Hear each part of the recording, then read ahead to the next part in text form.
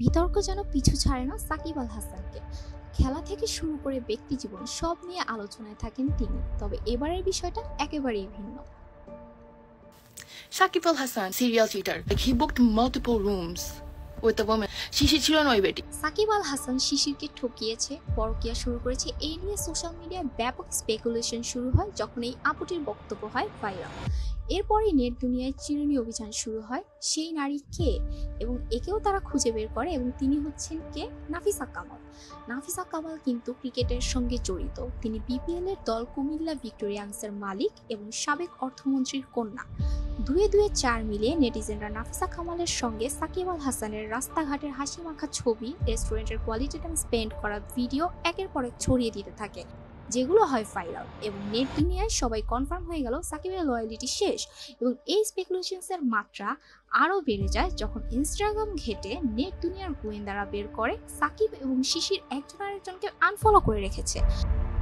এসব নিয়ে যখন জল্পনা কল্পনার শেষ নেই, তখনই মাঝখান দিয়ে পোড়া ভাত নিয়ে ঢুকে গেল বর্ষা, এবং বর্ষার এই স্ট্যাটাস দেখে অনেকেই বলছে সাকিব শিশিরের ঘটনাকে ইঙ্গিত দিয়েছে বর্ষা।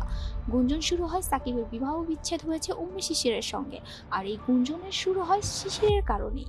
ফেসবুক থেকে সাকিব আল হাসানের সঙ্গে অনেক ছবি মুছে দিয়েছেন তিনি। এই পরিস্থিতিতে চুপ নেই শিশিরও।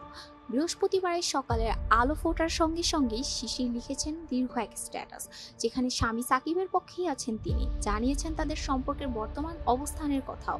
তিনি বলেন 13 বছর আগে তার হাজবেন্ডকে যেভাবে দেখেছেন এখনো তেমনই, এবং তার হাজবেন্ড 100-তে 100। তিনি আরও বলেন আলহামদুলিল্লাহ এখন তাদের একটা সুন্দর ফ্যামিলি আছে, এবং তিনি সবাইকে অনুরোধ করেন অনলাইনে কোনো ধরনের গুজব না ছড়াতে। এবং তিনি সবশেষে একটা নোটও লিখে দেন এবং বলেন আমি সাকিবের সঙ্গে আমার কোনো ছবি কিংবা ভিডিও ডিলিট করিনি, আমি সেগুলোকে প্রাইভেট করে রেখেছি। ছবি কিংবা পোস্ট কোনো সম্পর্ককে বিচার করে না। তো সব স্পেকুলেশনসে পানি ঢেলে দিল শিশির।